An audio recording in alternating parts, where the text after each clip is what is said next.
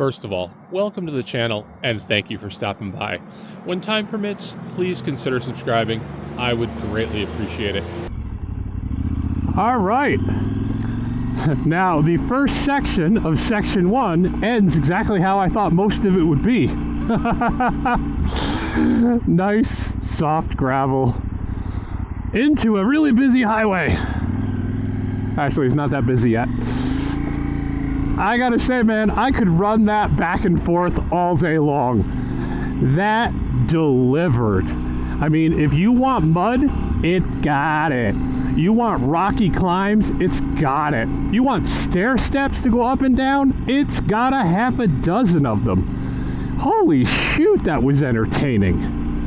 I really, truly regret not jumping on the Facebook group and asking to ride with some of the guys that are riding this today. And I didn't do it because of YouTube. This is an example of YouTube biting you in the ass. I don't want to hold somebody up when I stop and film stuff.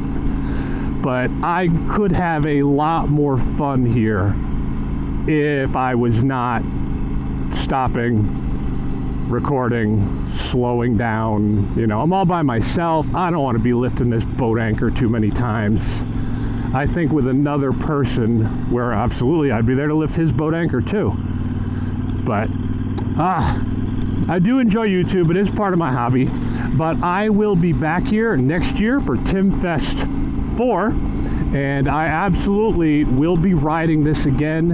And I'm not even bringing a camera, maybe some Instagram, but I am just going to hop on the Facebook group for the BDRX and say, hey, may I tag along?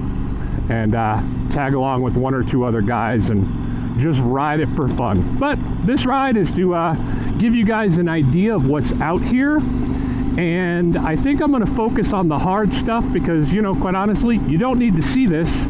I watched like 4 other guys' videos and I never saw that section back there. I never saw that giant rock step. I never saw those hills.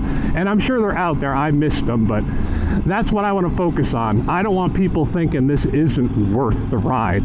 Because quite honestly, this is the Black Hills, man. It's worth the ride, even if it's just gravel. But those hills, those rocks, that was worth the ride. So, have you ever come upon a mud puddle? You're not sure how deep it is, but you see there's a workaround, so you say, I just won't go it. I'll take the workaround.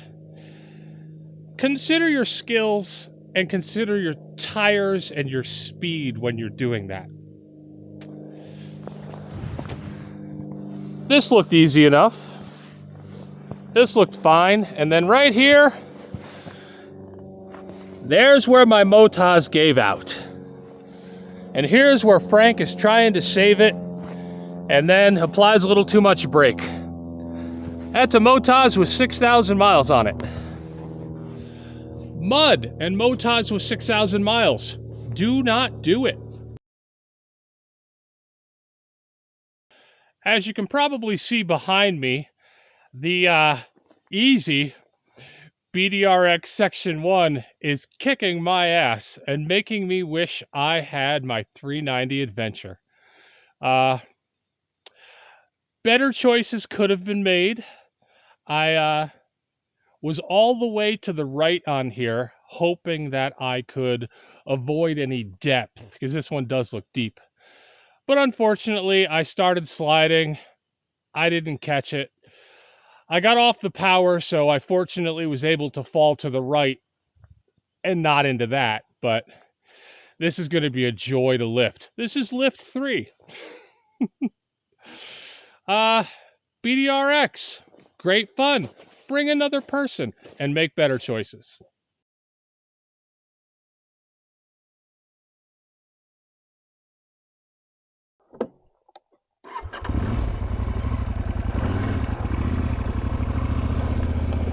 Okay, what little energy I started today with, I was riding until 5 p.m. last night and started riding at 6:45, 7 o'clock today. And that hole just took it out. Man, I hope that footage turns out because that was some luck. good job on the bike's part. Good job with the side lugs. Without the giant side lugs on this Motaz, and I did criticize the Motaz earlier on rocks, but without those giant lugs on the side of this Motaz, there is no way I was getting that bike out of there. Because I was pushing with every single thing I had to help it. And man, if those Motaz were gripping any less, that bike simply would not have come out with only me here.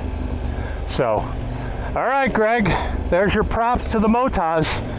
That bike just saved my butt royally. Of course, with a Motaz EOS 7 Plus, I never would have gotten stuck in the first place. I kid. I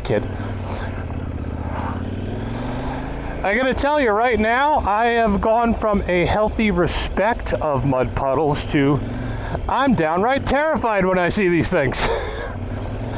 I consider myself fairly accomplished in puddles. We just have so many of them where I live. I mean, it's unavoidable. We have mud puddles that they are filled by the snow melt, and then absolutely positively, they just don't dry out, ever. They freeze later in the year. What the hell is this?